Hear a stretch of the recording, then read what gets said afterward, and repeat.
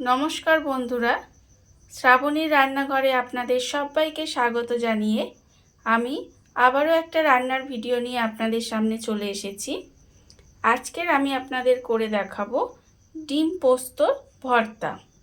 বাড়িতে থাকা মাত্র অল্প কয়েকটা উপকরণ দিয়ে কত সুন্দর একটা ডিম পোস্তর ভর্তা তৈরি হয়ে যাবে সেটা আপনারা একবার দেখে নিন। ডিম পোস্তর ভর্তা বানানোর জন্য প্রথমে আমি গ্যাসটা অন করে একটা কড়া বসিয়ে দিয়েছি।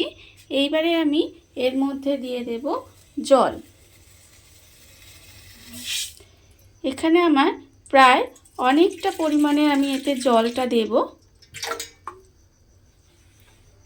এখানে জল আমি দিয়ে দিলাম। এইবারে আমি এর মধ্যে দেব ডিমটা আমার এতে দিয়ে খুব ভালোভাবে কিন্তু প্রথমে ডিমটাকে সেদ্ধ করে নিতে হবে।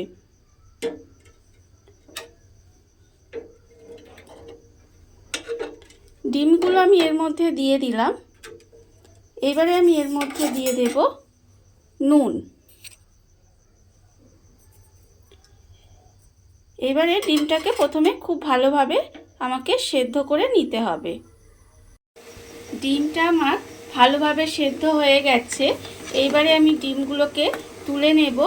তুলে ঠান্ডা করে খোসাগুলো আমাকে ভালোভাবে ছাড়িয়ে নিতে হবে। ডিম সেদ্ধটা খোসা ছাড়িয়ে ঠান্ডা করে নিয়েছি। এবারে সেদ্ধ ডিমগুলোকে আমার এরকম গ্রেটার দিয়ে ভালোভাবে প্রথমে গ্রেট করে নিতে হবে। দেখুন, এইভাবে কিন্তু আমি ডিমগুলোকে প্রথমে গ্রেটার দিয়ে গ্রেট করে নেব। গ্রেটার দিয়ে ডিমগুলোকে আমি এইভাবে গ্রেট করে নিয়েছি। এবার আমি এটাকে আলাদা সরিয়ে রেখে দিলাম। আর আবারও আমি গ্যাসটা অন করে নেব। অন করে আমি এখানে কড়া বসিয়ে দিলাম। এইবারে আমি এর মধ্যে দেব সর্ষের তেল। এখানে আমি প্রায় 2 চামচের মতো সর্ষের তেল দিলাম। দিয়ে এবার তেলটাকে আমি একটু গরম হতে দেব। তেলটা আমার গরম হয়ে গেছে। আমি প্রথমে এর মধ্যে দিয়ে দেব এখানে একটা পেঁয়াজ আমি একটু কুচিয়ে রেখেছি। সেই পেঁয়াজটা আমি এখানে দিয়ে দিলাম। দিয়ে আমি একটু নাড়াচাড়া করে নেব। এবারে আমি এর মধ্যে দিয়ে দেব রসুন কুচি। এখানে আমি 4 কোয়া মতো রসুন কুচিয়ে রেখেছি। সেই রসুন কুচিটা আমি এর মধ্যে দিয়ে দিলাম। দিয়ে আবারও একটু নাড়াচাড়া করে নেব। করে নিয়ে এবারে আমি এর মধ্যে দেব টমেটো কুচি। এখানে আমার একটা মাঝারি সাইজের টমেটোর অর্ধেকটা আছে, সেটা আমি এর মধ্যে দিয়ে দিলাম। দিয়ে আবারও একটু নাড়াচাড়া করে একটু ভাজা ভাজা মতো করে নেব। করে নিয়ে এবারে আমি এর মধ্যে দেব কাঁচা লঙ্কা কুচি।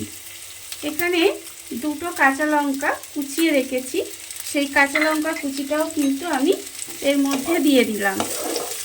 দিয়ে এবার এই পেঁয়াজ, রসুন, কাঁচা লঙ্কা আর টমেটোটা তেলের মধ্যে একটু নেড়ে নিয়েছি।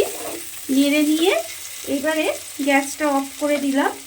দিয়ে মিক্সির মধ্যে আমি কিন্তু এটাকে এবার তুলে নেব। পেঁয়াজ, রসুন, টমেটো আর কাঁচা লঙ্কাটা তেলের মধ্যে একটু ভেজে মিক্সির মধ্যে তুলে রেখে দিয়েছি। আর কড়াইয়ে অল্প আমি একটু জল দিলাম। জল দিয়ে এইবারে এই কড়া ধোয়া জলটা অল্প একটু মিক্সির মধ্যে দিয়ে দিলাম। দিয়ে এবার এটাকে আমাকে একটা পেস্ট বানিয়ে নিতে হবে। মশলাগুলো মিক্সির মধ্যে দিয়ে আমি একটা সুন্দর পেস্ট বানিয়ে নিয়েছি। আর আবারও আমি গ্যাসটা অন করে কড়া বসিয়ে দিয়েছি। এবারে আমি এর মধ্যে দিয়ে দেব সর্ষের তেল। যেহেতু এটা ভর্তা হবে তাই কিন্তু তেলটা আমি একটু বেশিই দেব। এখানে প্রায় 4 চামচের মতো তেল দিলাম। দিয়ে এবার তেলটাকে একটু গরম হতে দেব। তেলটা আমার গরম হয়ে গেছে। এবারে যে মশলাটা আমি পেস্ট করে রেখেছিলাম সেই মশলাটা আমি তেলের মধ্যে দিয়ে দেব।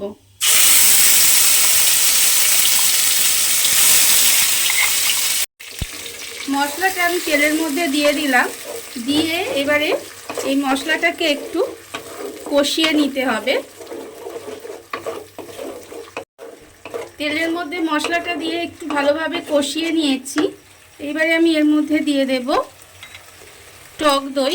টক দই এখানে আমি 2 চামচ মতো টক দই রেখেছি। এবারে আমি টক দইয়ের মধ্যে 1 চামচ মতো ময়দা দিলাম। আর আমি দেব অল্প একটু জল। আর আমি এর মধ্যে দেব অল্প সামান্য একটু নুন। দিয়ে ভালোভাবে এটা মিশিয়ে নেব। ময়দাটা আমি এই জন্যই দিলাম যাতে দইটা এখানে কেটে না যায়, সেই জন্য ময়দাটা আমি এতে দিলাম। এইবারে এই টক দইটা আমি এর মধ্যে দিয়ে দেব।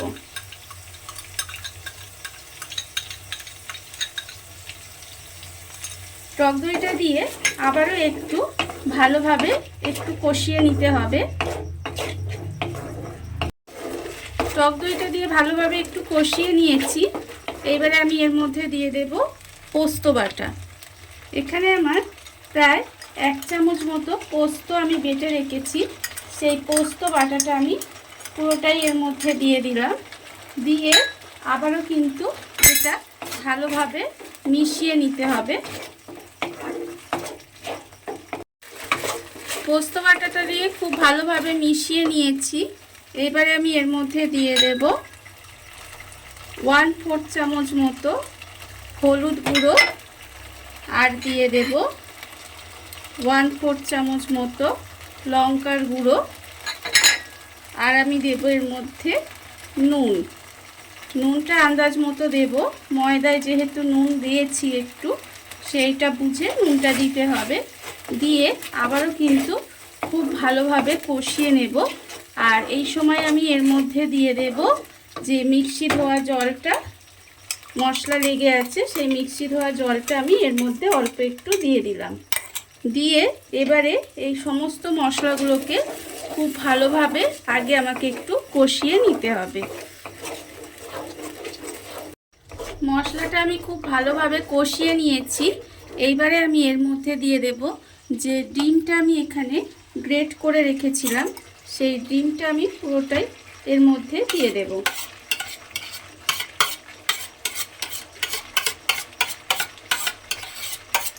ডিমটা আমি এর মধ্যে দিয়ে দিলাম। দিয়ে এবারে খুব ভালোভাবে কিন্তু এটা মিশিয়ে একটু রান্না করে নিতে হবে। গ্রেট করা ডিমটা দিয়ে প্রায় 5 থেকে 7 মিনিট মতো আমি একটু রান্না করে নিয়েছি। রান্না করে নেওয়ার ফলে একটু শুকনো শুকনো হয়ে আসবে। আর এবারে আমি এর মধ্যে দিয়ে দেব একটু ধনেপাতা কুচি। এখানে আমি ধনেপাতা কুচিয়ে রেখেছি, সেটা উপর থেকে একটু দিয়ে দেব।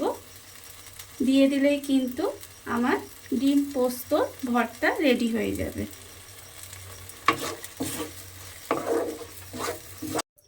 দেখুন বন্ধুরা, বাড়িতে থাকা অল্প কিছু উপকরণ দিয়ে কত অল্প সময়ে কত সুন্দর একটা ডিম পোস্তর ভর্তা তৈরি হয়ে গেছে, আপনারা দেখতেই পেলেন।